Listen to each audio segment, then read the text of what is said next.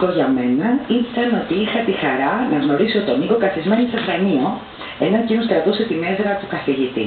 Και ίσως δεν είναι συνηθισμένο μαθήτρια να παρουσιάζει τον καθηγητή της, και ίσως και ο ίδιος δεν ξέρει πόσο σημαντικά ήταν όσα μας δίδαξε τότε και πόσο χρήσιμα μου φάνηκαν στη ζωή μου. Για να μην σας αφήσω με απορίες, πρέπει να γυρίσω πίσω 28 χρόνια. Δεν ήταν καλό αυτό. Ακριβώς σαν την κόρη μου ήμουνα. Δεν ανασύρω εύκολα το παρελθόν, αλλά θα το κάνω σήμερα για το χατήρι του. Πάμε στο 1982, τόπος Αγίου Μελετίου, Κέντρο Παιδαγωγικών Σπουδών. Και εκεί γνωρίζω τον Νίκο Πιλάδιο, θα μας έκανε τότε κουκλοθέατρο και αυτοσχεδιασμό.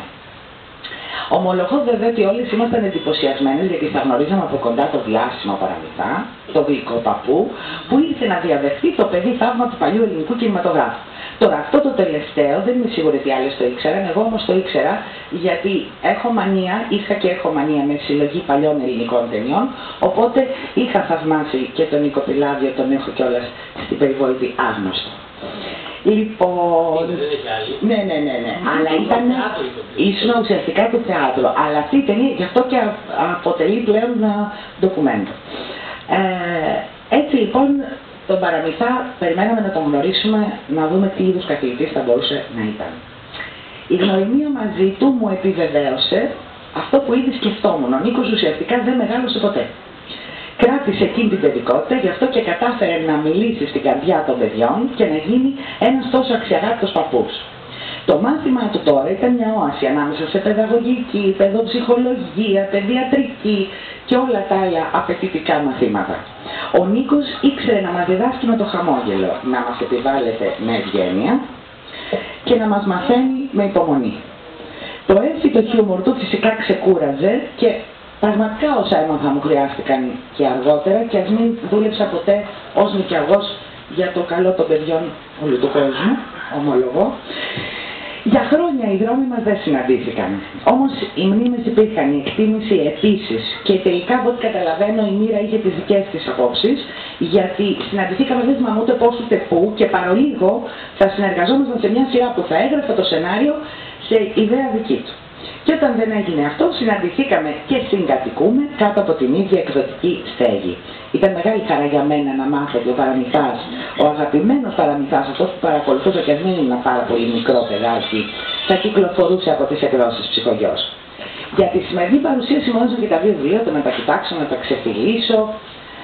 Χάθηκα στα ταξίδια του Παραμυθά, πέταξα πάλι μαζί του χάρη στο μαγικό του γυλαίκο και δεν τα άφησα από τα χέρια μου, τελικά αυτά τελείωσα.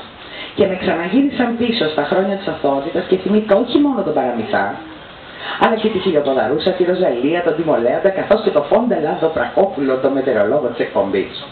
Ήταν τότε που τα παιδιά είχαν αξία σαν τηλεθεατές και η τηλεόραση επένδυε και τους έδινε προγράμματα που τους τέριαζαν μακριά από τη βία και την ανοησία. Τότε που η τηλεόραση τιμούσε το ρόλο της και δεν τον εξεστέλιζε όσο στις μέρες μας. Χθες μπήκα τυχαία σε ένα βιβλιοπωλείο και είδα τα δύο βιβλία του Νίκου και χαμογέλασα. Ο βιβλιοπόλης φανατικός Παραμυθάς και αυτός φανατικός του τηλεοπτικού Παραμυθά προσέχει το βλέμμα του και τι μου λέει. Ξέρετε, μου λέει, οι ενήλικες είναι αυτοί που αγοράζουν τα βιβλία του. Και τότε κατάλαβα, σαν το τρενάκι που κάθε πατέρας αγοράζει το γιο του για να παίζει ο ίδιος. Είμαι σίγουρη ότι πρώτα εμείς οι μεγάλοι θα τα διαβάσουμε και μετά θα τα γνωρίσουμε και στα παιδιά μας. Πώς το λένε αυτό, για να θυμηθούν οι μεγαλύτεροι και να γνωρίσουν οι νεότεροι.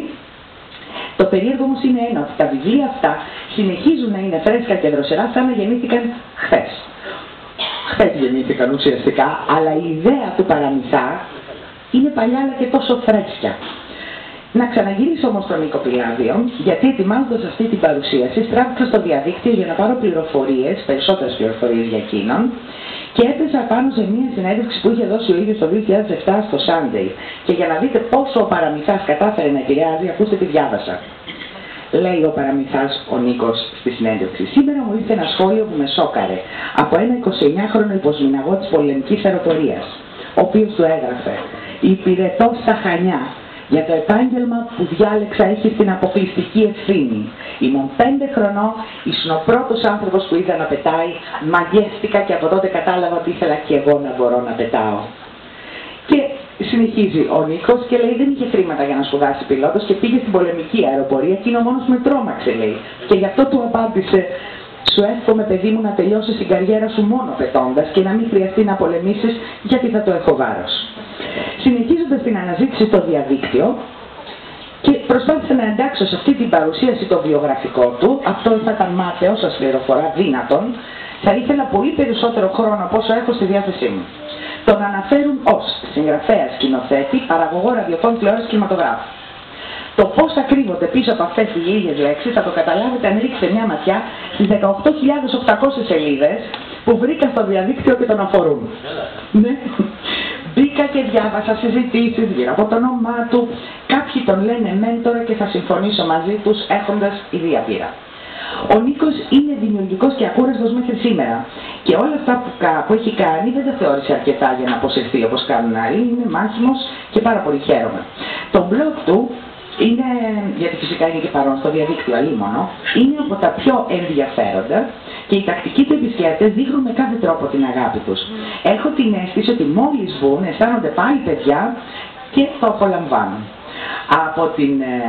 Από το ιστολόγιο 11 που υπάρχει στο διαδίκτυο και έκανε αφιέρωμα στις πρώτες αναρτήσεις κάποιον, ψάρεψα πάλι και λέει: δεν νομίζω ότι έχει υπάρξει πρώτο post με μεγαλύτερη απήχηση.